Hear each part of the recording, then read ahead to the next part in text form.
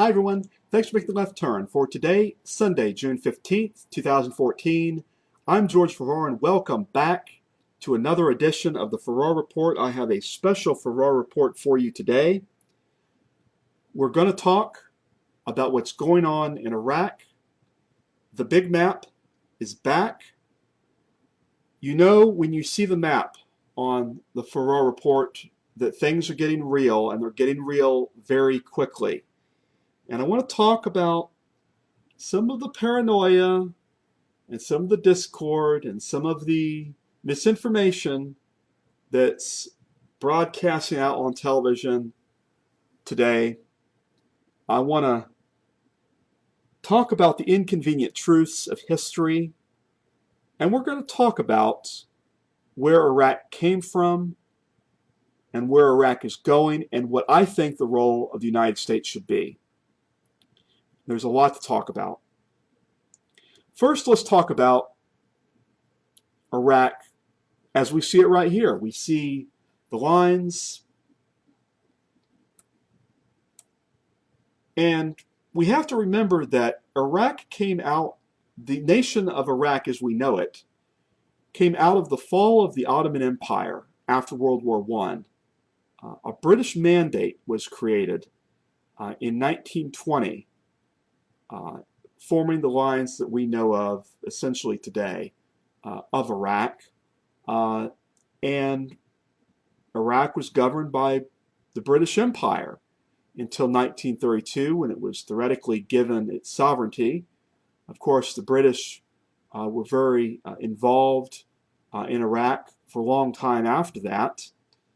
As the 60s came around, the Ba'athist political party developed. Saddam Hussein was a Ba'athist, and they were socialists. They started out in a lot of ways doing a lot of social good, but they had their own problems and issues. And in the late 1970s, Saddam Hussein came to total power in Iraq. And meanwhile, as all this was happening, we had, of course, the Iranian hostage crisis. And then in 1980, Iran and Iraq went to war. We helped out Iraq initially in this war. There's actually a picture of Donald Rumsfeld visiting with Saddam Hussein, I believe in 1983, as a special envoy of President Reagan. So we did a lot to further a lot of destruction between Iran and Iraq. Later on, we started trading arms for hostages in Iran when there were other hostages in the mid-80s. Iran helped to broker the release of hostages further out in Lebanon. And so that was one thing that they were involved in. And so we've been a player in this region, of course.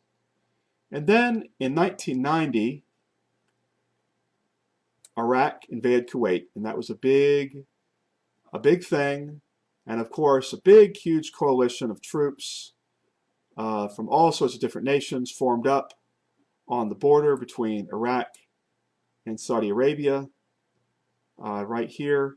And they swept through, liberated Kuwait, and started running the Iraqi army back towards Baghdad. And we did not occupy Iraq at that time.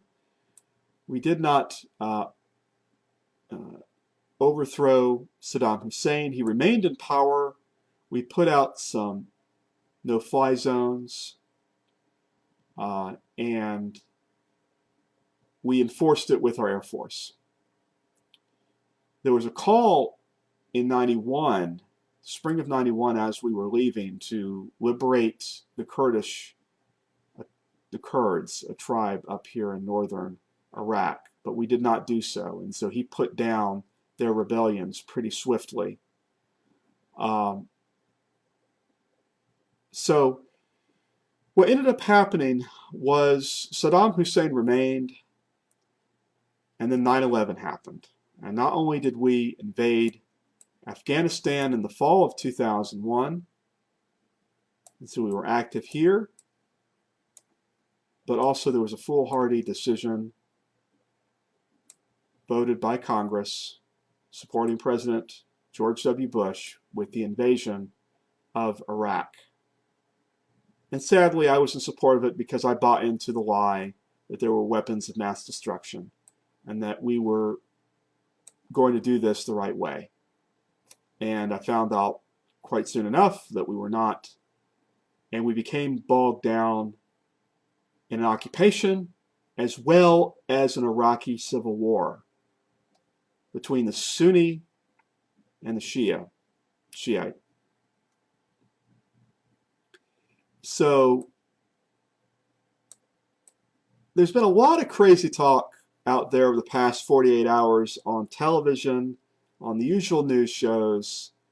Senator Lindsey Graham was really riled up this morning on CNN. He called the president detached, stubborn, delusional. He said that if we don't deal with changing the government in Iraq and Syria, that Al-Qaeda, or this ISIS offshoot of Al-Qaeda, is going to attack the United States, and that all hell is breaking loose in the Middle East. So, should I be looking out in my backyard over the coming weeks, waiting for that red dawn moment when the paratroopers start dropping in to take over Jacksonville, Florida, to the barrel of a gun? No, I think I'll sleep soundly over the next several weeks as all of this happens. There's a lot of crazy talk. There's talk that there's going to be this caliphate that's going to be formed up by this ISIS, this offshoot of Al-Qaeda. And that we're going to be fighting this huge superstate. Well, I'm sure there's some folks around in Iraq that aren't exactly going to be supportive of that, okay? And it's not going to happen. First of all, these people don't have the wherewithal to form a multinational superstate. And why I have the big map up here is to show you that very reason. Of course, we have Iran. They're not going to be down with their territorial integrity being questioned. We have Turkey, who's beginning to examine maybe why they're allowing militants to be going into Syria, so they're starting to evaluate that issue. We have Assad, who has been throwing out amnesty offers to the subjugated military that has been opposing him and his military.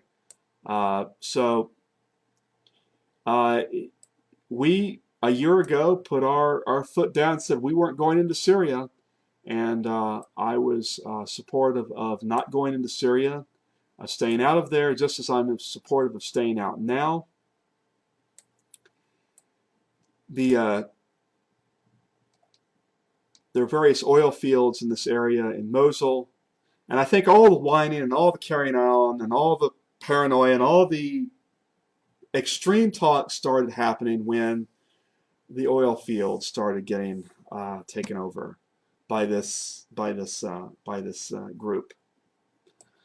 You know, we heard a lot about the purple finger democracy, where we had spent a lot of blood and treasure promoting essentially a democracy, a democratic republic for Baghdad, for Iraq. And so the nation had elections after we began to occupy, and we were helping keep that going. But at some point, you can't stay somewhere forever, especially in a volatile place like the Middle East. And you have to move on. We all have to move on. We just can't keep footing the bill.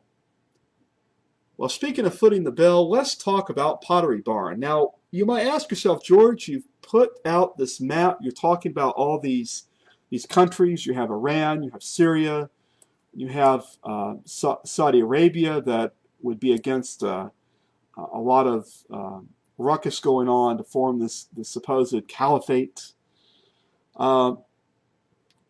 But let's talk about this Pottery Barn rule that we heard about shortly after the occupation began, after in 03 and 04.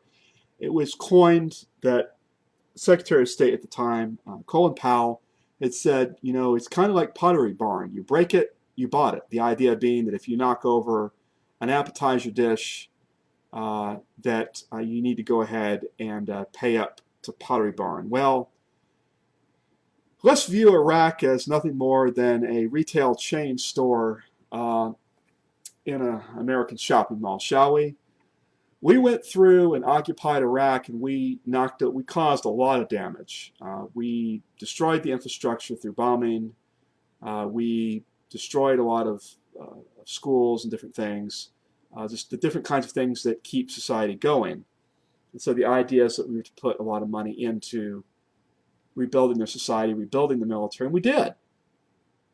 We put a lot of money in. If you're going over obsolete bridges and obsolete roads here in the United States, and we start hearing about how our electrical grid isn't able to withstand the electrical demand. We see our schools crumbling. We see our capabilities not being the way they should be. We have this here to thank. And I think really the solution, if we can boil it all down to the fact is, you know, we're not going back in with boots on the ground. We didn't go back into South Vietnam in the spring of 1975 after we evacuated. The communists took South Vietnam. But we worked within the region, and we worked within our role elsewhere in the world. And so the communists weren't marching on Bangkok and marching on the Philippines and taking over Australia. Cooler heads have to prevail, and they will prevail at the negotiating table as we start to look at what will happen to the 1920 lines of Iraq. And then, of course, not only do we have Saudi Arabia, but we have Kuwait, we have Iran, we have Syria, we have Turkey, we have Jordan. You know, everyone has a seat at the table at how is this going to have to be resolved. We'll look to the UN, but it's time to start looking at other people being involved other than the United States, other than our country. We have other places that we should be keeping mindful of. We've had this incredible tunnel vision on the Middle East. We know about what's going on with China. We're starting to hear rumblings about Asia and about what's going on in Japan with the Philippines and China's role as a big power. So there's a lot going on. And so every time I pull up the map here and I finish talking, I guess I pull back and I look at the world. I guess I look at the earth. But you know, as I look over here, let's come back here. Let's look for a moment at our country, the United States of America.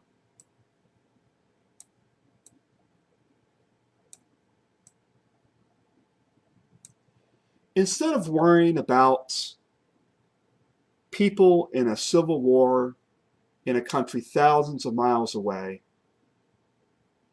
let's start looking at what we can do for ourselves and our neighbors in our own neighborhood. So I want to leave it at this. What can we do to help the Middle East? Maybe they won't live in 100% peace, but they'll live in some sort of a better way of their own design. And why don't we start working on the technologies and the infrastructure that we need to support the technologies, and expanding broadband out there, and starting to take care of our oceans better, and start looking at the technologies that will help us for energy and help us trade with our neighbors and out there with Europe and Asia.